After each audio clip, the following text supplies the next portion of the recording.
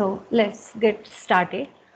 So what we did yesterday was to look at some random networks and then we wanted to compare them with some real world networks. So we saw that how do we calculate the correct parameters for that. So basically how do we figure out the p value for a random network, which is the probability.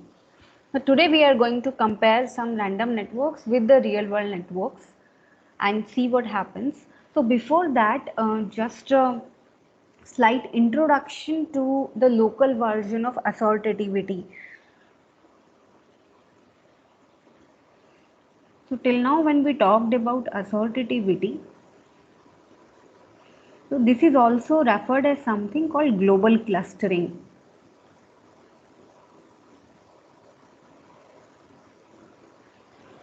Mainly in a network, we look at all the triads and then we see what fraction of those triads are closed and then we call it as assortativity.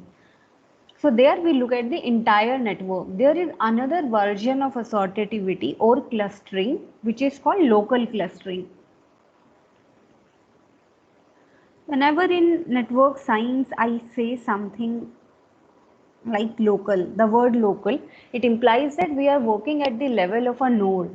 So can someone guess what local clustering can be?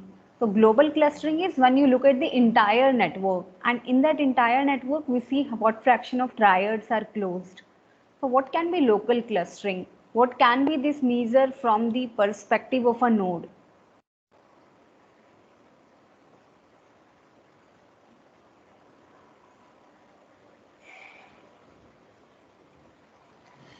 Just take a few minutes to think and let me know if you have.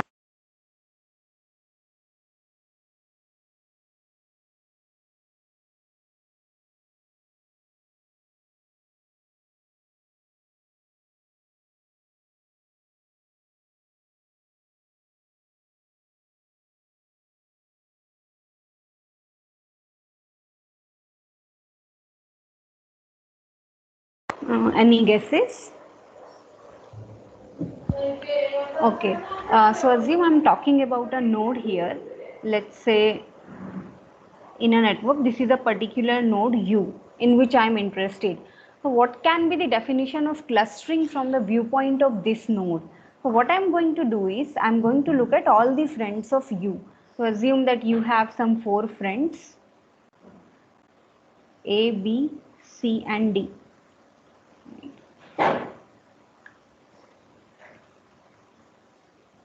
So right now, so basically I'm taking an induced subgraph here.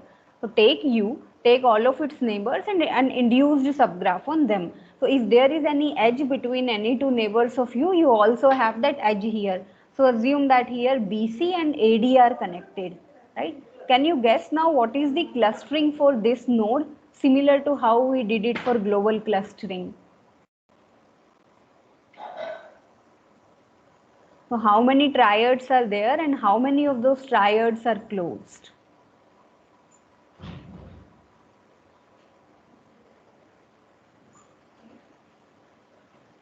So in very simple way, local clustering means fraction of my friends who are friends with each other. So let's say I have n friends, right? So between my n friends, how many relationships are possible? Assuming that it's an undirected network. So in an undirected network, n friends can have n choose 2 edges between them. Same way how we do it on the entire network, right? And so this is going to be the denominator, total possible number of friendships between my friends, and the number of actual friendships, it goes in the numerator, right? So here I have the number of actual friendships. So this is actually similar to, this is exactly similar to, I would say, the density of the induced subgraph on me union my friends. So that is my local clustering. It means that people who do not want their friends to be friends with each other, let's say I have a lot of friends but none of them know each other, I'll have a very low value of local clustering. On the other hand, someone who is outgoing, an extrovert person, has a lot of friends, has a lot of parties, all of them frequently meet each other, in that case our local clustering is going to be high. So what's going to be the local clustering in this case? We have 4 friends. So we have 4 choose 2 possible relationships between them, which is what, 4 into 3 by 2, 6. There are 6 possible friendships between my friends. Out of them, how many exist? 2 exist between A and D and B and C. So 2 goes in the numerator. So the clustering in this case is 1 by 3. So another measure of clustering is this local clustering, and what we'll be interested is in average local clustering.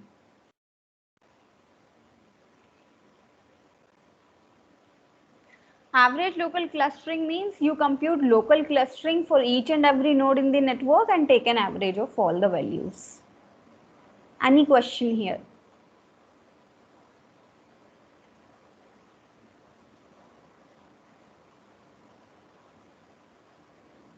Okay, so I have a question here. Assume I have a network like this. I have some nodes and let me put some edges here. Okay, here can you tell me what is the local clustering coefficient for this node W?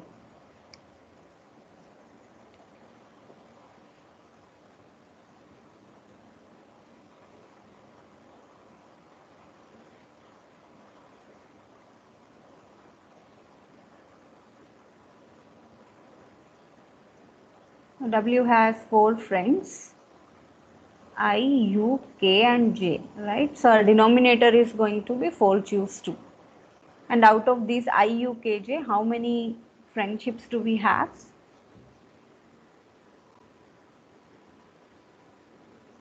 I is connected to U, I is connected to K, and then K is connected to J. I think that's it.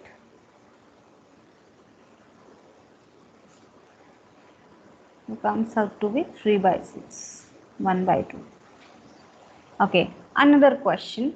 Now what if I have a new node here? Let's name it as B, right? And let me add one more node here, C, which is an isolated node. So what is the clustering coefficient of C and what is the clustering coefficient of B?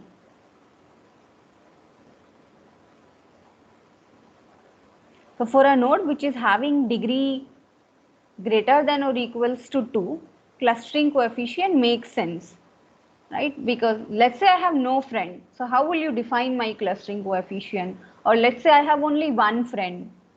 So a one friend, whether he is a friend with himself or not, so slightly ambiguous. So we do not define local clustering in such cases when a node has a degree 0 or a degree 1. So it doesn't make a sense there. So whenever you will apply any, you look at these functions for local clustering in network X or say iGraph, there you have options for the nodes which are having degree 0 or 1. You can give them a clustering coefficient value of either 0 or an AN, not a number. Okay, everything clear till here? So for our experiments which we'll be doing today, we will be using average local clustering. So definitely you can also use global clustering, which is assortativity. You can use any of those, any of these two, but I'll stick with average local clustering. Okay, so now let's go ahead and compare these random networks with few of the real world networks. So for that I need a volunteer. So can some of you open a Jupyter notebook and share your screen here? So any of you can do that. Any person who is quite comfortable with Python, I would say. Quite comfortable means you have an idea of loops, list, calling functions, which I think all of you have.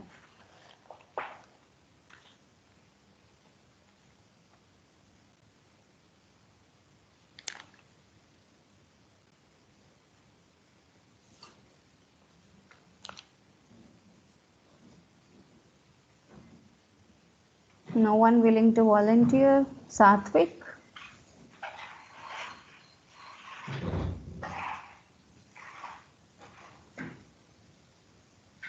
I am audible, right?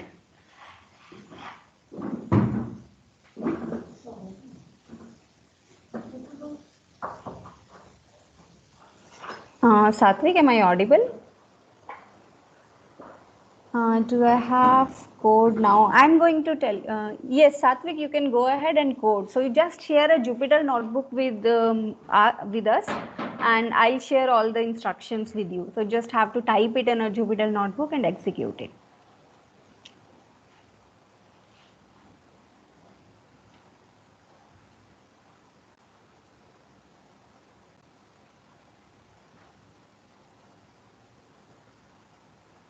So I think it will be fun this way instead of me just coding and showing you. And while one of us does it on his or her screen, others of you can do this on your own system. So each of us is going to do this. Satvik is doing it on his screen. Rest of you can do it on your local machines and share the results in chat box. So we are also going to see how different all of our results are. Okay, so what we are going to do is we are going to take a real world network and then create a random network which looks similar to this real world network in terms of the number of nodes and number of edges as we discussed yesterday, and then we'll compare these two properties. So which two properties? First is the clustering and second is the average path length. Okay, Satvik, can you just import iGraph? So do a import iGraph as IG, and you can do a from iGraph import graph, and the graph of GS capital. Perfect. Okay. Next, what we are going to do is we are going to create a karate club network.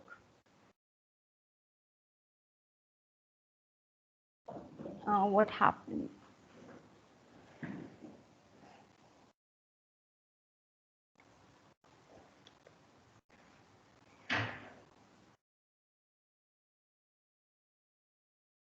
Uh,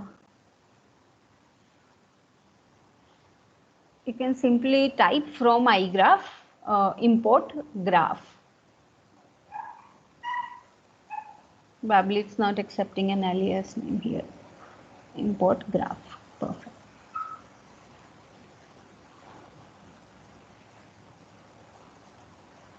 Okay. Next, what we are going to do is we are going to create a karate club network. So how do we create a network? So we have some inbuilt methods. So for particular kind of graphs we discussed that we have a method named graph.famous.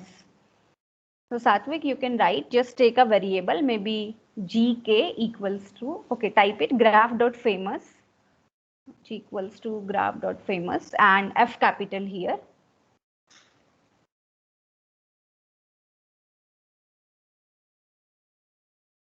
And in quotes you write Jacary, Zachary, Chary.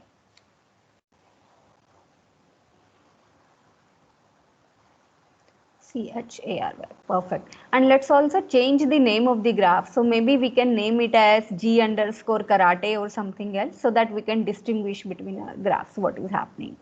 Perfect. So can you just create this graph and show it to us? How does it look like?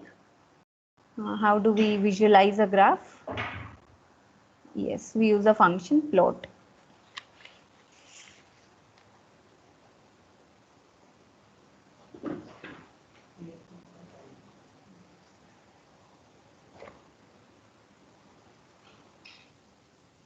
Okay, so this is the graph we have here. Now, I want to create a random graph which has the same number of nodes as this graph and the same number of edges as this graph. So how do I proceed? First of all, we need to know how many nodes and how many edges are there in this graph. Can someone help Satvik with how do we compute how many nodes and how many edges are there in this graph? Perfect, Satvik. So you can simply look at the length of this, length of g underscore karate dot vs, or you can do it this way also. Anyway, is fine. Okay, so how many nodes do we have? 0 to 33, right? So we have 34 nodes here. And how many edges we have?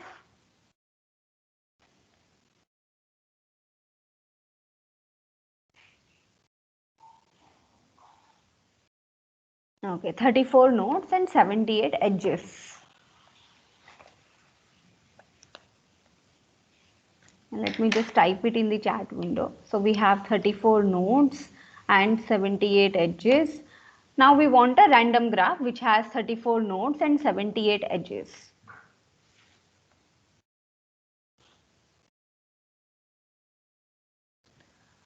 Okay, now can someone compute and tell me what should be the value of P here? So when I'm going to create a random graph, I have two parameters I need to give to the function. First is the number of nodes and second is the probability with which I should place every edge. So what should be the P value here? So we computed a formula for this yesterday. Can someone quickly work out and tell us the value of P?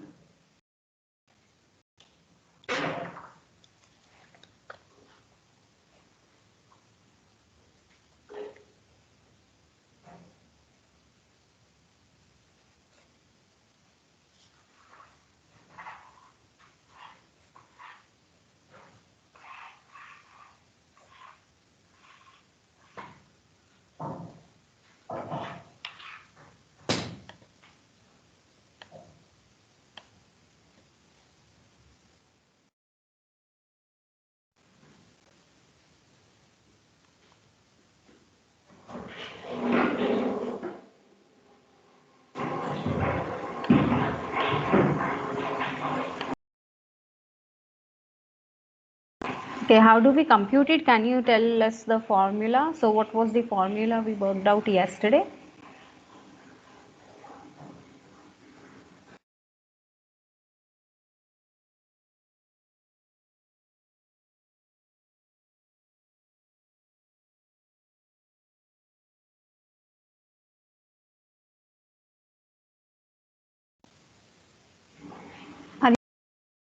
Are are you working it out? Someone is working it out?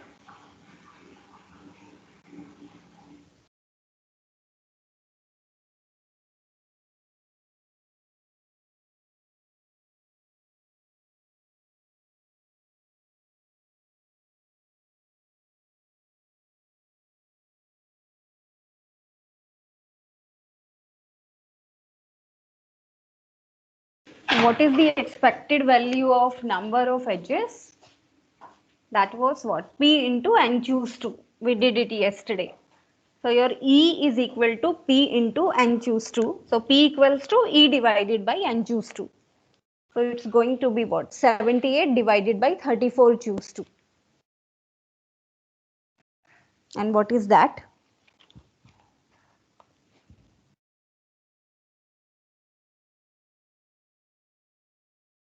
So this should be clear to you. If there is any doubt, you should ask me.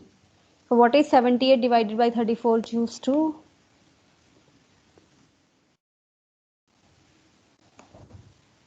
Let me just compute it.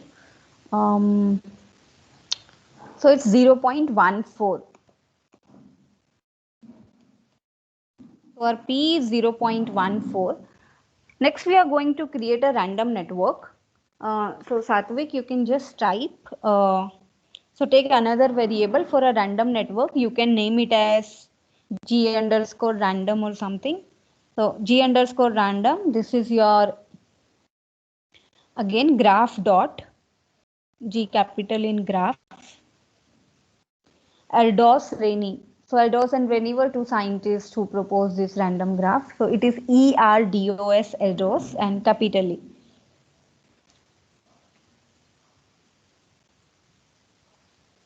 Let me just type it in the chat window. Yes, Erdos Rennie. And then, yes, you can see the arguments here. We need n. N is the number of nodes. P is the probability value with which we want to place every edge. And directed is false by default. And we do not want any loops. Right? So just placing the value of n and p here.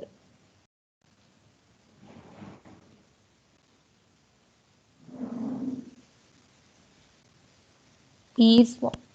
P is 0.14.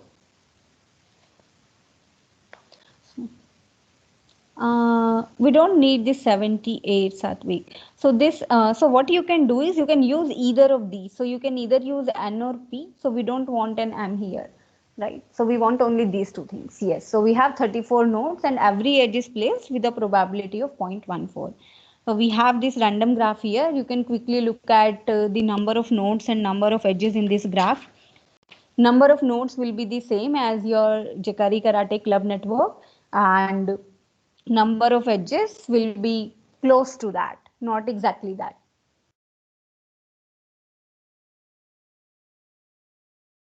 Satvik, you can just type LEN and put G.TS in braces. So that will give you the number exactly. So you are looking at the length of G.ES.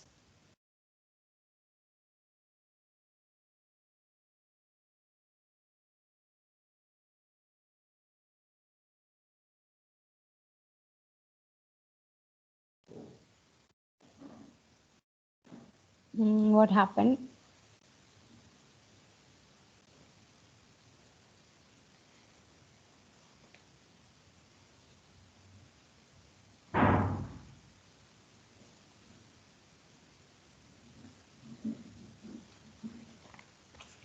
Okay, I think we lost Satvik in between.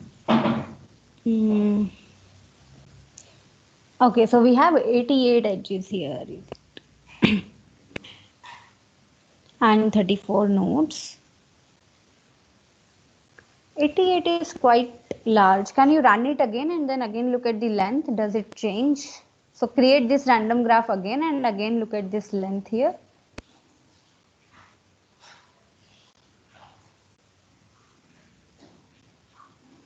Okay, now it seems good. So we have 77 edges and 34 nodes.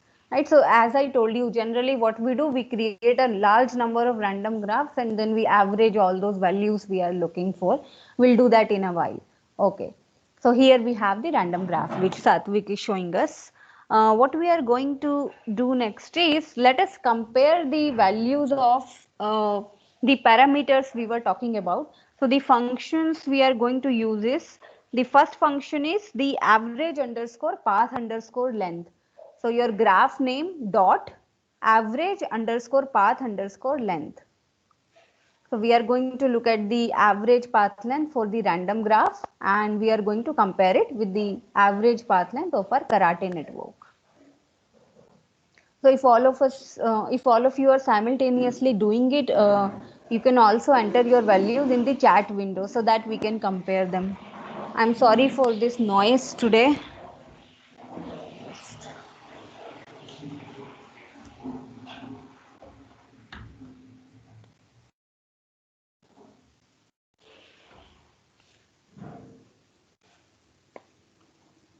Okay, so here the average path length values which we are getting are quite the same. Is anyone else getting a different answer?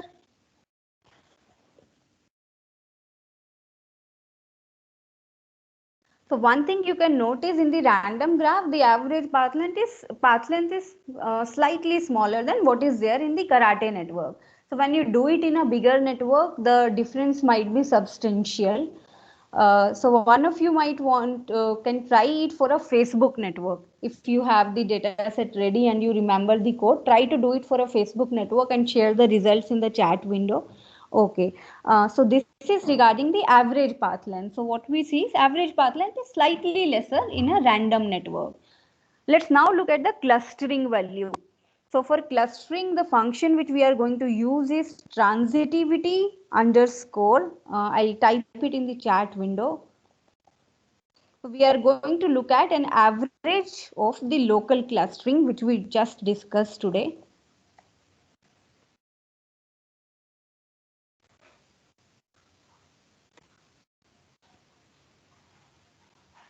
Exactly, yes. So this is the function. So again, we are going to look at it for both the networks. So when you see it for a random network, this value is 0.15. And for a karate club network, it is 0.6, which is quite larger than what we get for a random network. Okay, so now what we'll do is, so we cannot always locate our results on the basis of one random graph. So can all of us now get together and do this experiment 100 times. So here we are creating just one random graph. We now want to create random graphs 100 times, and for all the 100 times, let's compute the average path length and the transitivity and look at an average of that, and then compare it with the Karate Club network.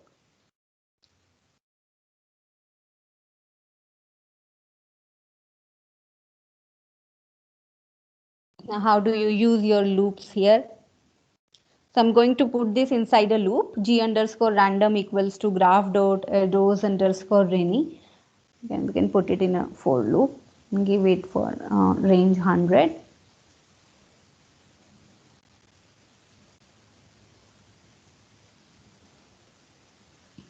Okay, perfect.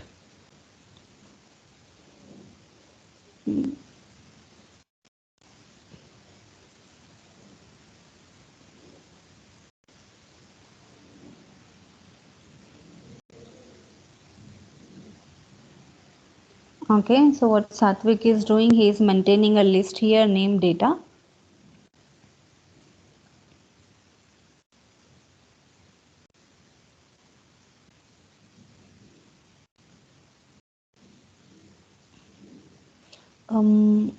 Okay, so Satvik, what you have done now is you have made a list of 100 graphs. Instead of that, what you can do is every time you are generating a graph, inside the loop itself, you can compute both of these measures and store those 100 values in a list. So we make two lists. One list is for clustering, another list is for path length. And inside the loop, you append the clustering and path length values for a graph in the list. And later we'll simply take an average of the values in those lists.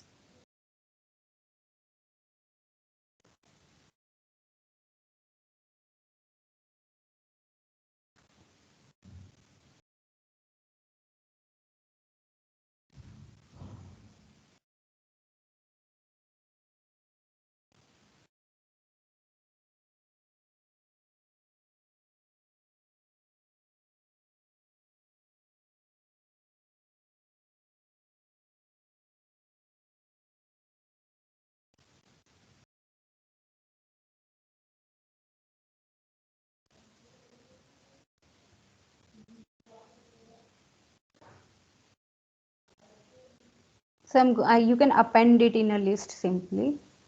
Okay, you do it, I'll tell you.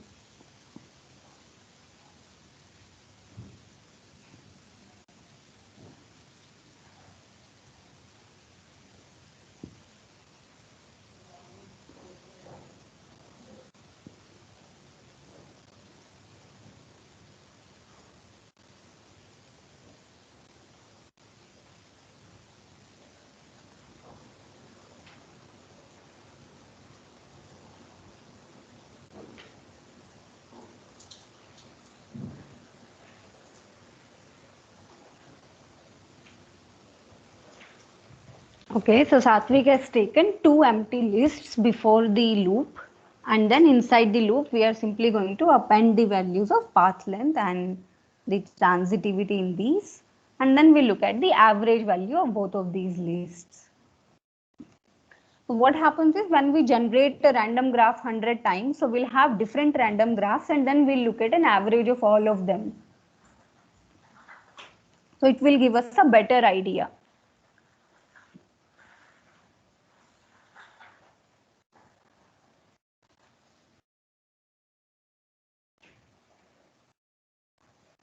Okay, so we got an average path length of 2.4.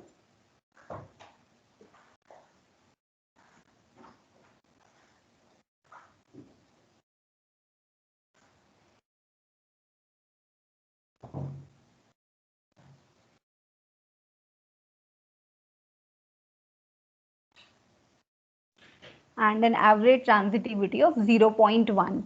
So the results almost remain the same. Our transitivity value or the clustering value is much lesser than what we found in the real world networks, and path length is also slightly lesser than what do you get it for the real world networks.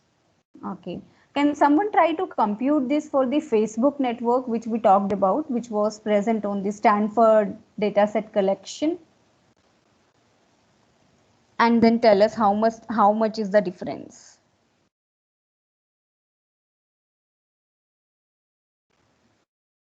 Okay.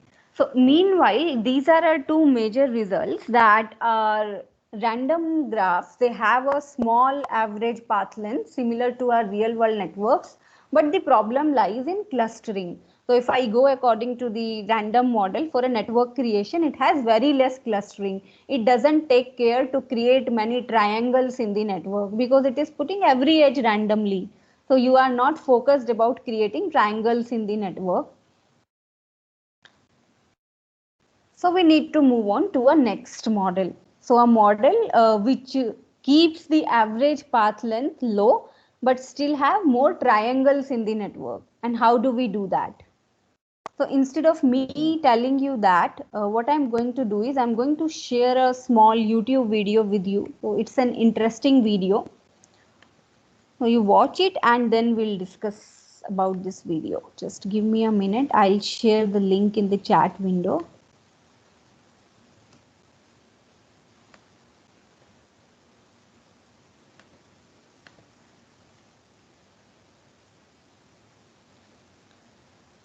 Just watch this video. I think it's a 7 minutes video. Come back when you are done watching. Type a +1 in the chat window,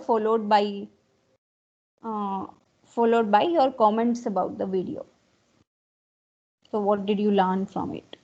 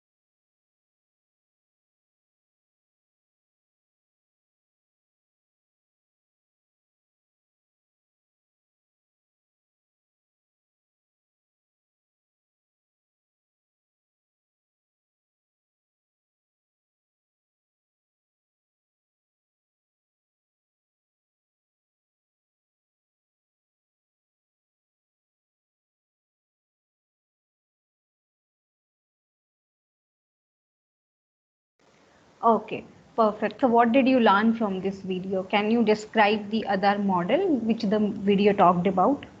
Any of you?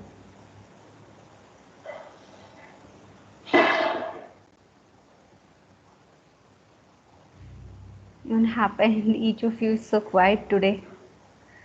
I think we'll revive the rule of switching on the videos from the next class.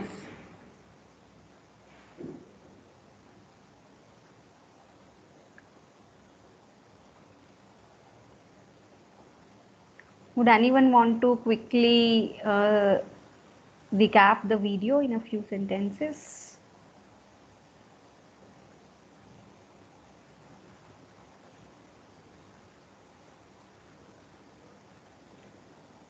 No one?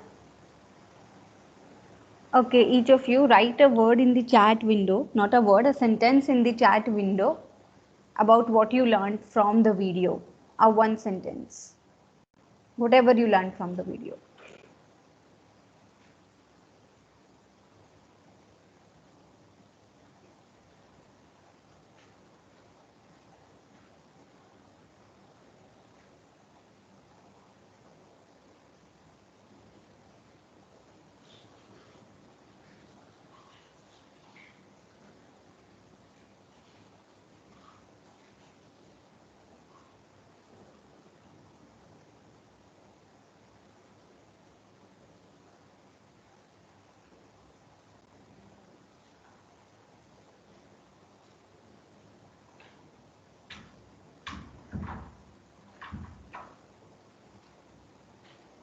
Okay, Rayat comments on 6 degrees of separation. He says that you pick any two random people on earth and you can figure out a path of no more than 6 links between them. Not you can figure out, means that path is always there. In some cases, we can figure out that path. In some cases, it might be difficult to figure out what the path is, but the path is always there.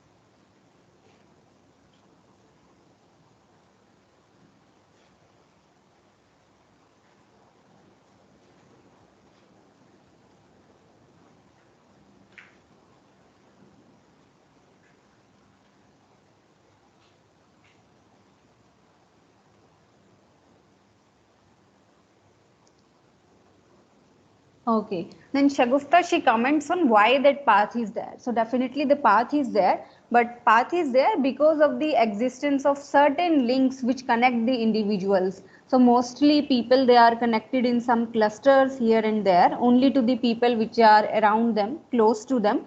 And then there are a few links there which connect them to others. And these links, they make it possible for everyone to be reachable in a length of 6. Okay. Vamshi says a small world network is known for small path lengths and high clustering. Perfect. Leading to access of anyone in around 6 steps, right? As opposed to real world network where people only have access within their echo chambers. Okay. Perfect. Okay. So the inferences we are going to make is again based on what all of you said. So we have now discussed about we have random networks, we have real world networks. I'm representing them as RWN here, and then we have a model which was described in the video. So if you remember, where all those buttons, they were kept in a circular fashion and every button was connected to two other buttons, one on the left and other on the right. So we are going to call them small world networks.